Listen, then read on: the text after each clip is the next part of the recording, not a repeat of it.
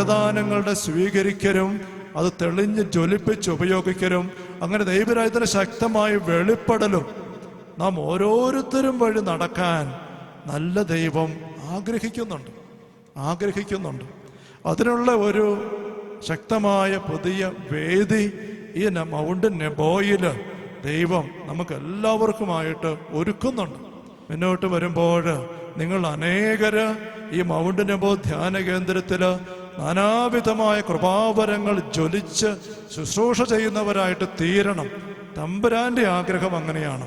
പൈശാചികമായ ബന്ധനങ്ങൾ നമ്മുടെ കുടുംബങ്ങളിലേക്ക് കയറിക്കിടക്കാനും അത് വേര് പിടിക്കാനും നമ്മളെ ഇങ്ങനെ കെട്ടിയിടാനും ഇടവരുത്തുന്ന ഒരു പ്രധാനപ്പെട്ട കാരണം സഹോദരങ്ങളെ നമ്മൾ സ്നേഹത്തോടെ ചേർത്ത് പിടിക്കുന്നില്ല എന്നുള്ളതാണ്. ക്ഷോഭവും അട്ടഹാസവും ക്രോധവും ദൂഷണവും കുറ്റം പറച്ചിലും വിധിക്കലും മുഴുവൻ ഒഴിവാക്കണം. അല്ലെങ്കിൽ സാത്താൻ നമ്മൾ ഇടം കണ്ടെത്തി അകത്ത് കയറി അവൻ ഭരിക്കും. ഈ മക്കൾ ഓരോരുത്തരുടെയും ജീവിതങ്ങളിൽ ബന്ധനങ്ങൾ അഴിയട്ടെ. ഈ മക്കൾ ഓരോരുത്തരുടെയും ഹൃദയങ്ങളുടെ ജീവിതങ്ങളിൽ തിന്മയുടെ കെട്ടുകൾ യേശുവിന്റെ നാമത്തിൽ പൊട്ടിത്തകരട്ടെ.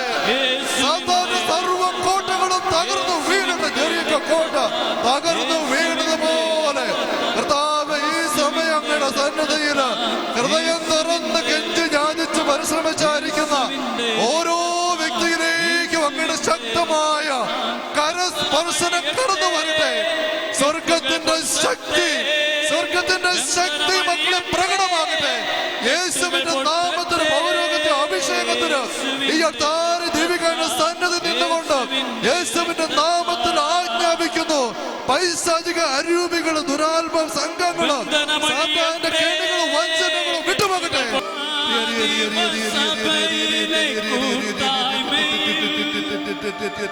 ആത്മാവിൻ തീമഴ പെയ്തതുപോ ആത്മാവിൻ തീനാളങ്ങൾ മഴയായി പെയ്യട്ടെ.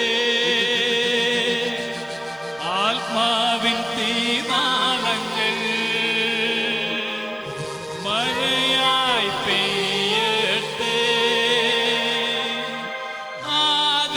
ആദിമസഭയിലെ കൂട്ടായ്മയിൽ ആത്മാവിൻ തീമഴ പെയ്തതുപോ ആദിമസഭയിലെ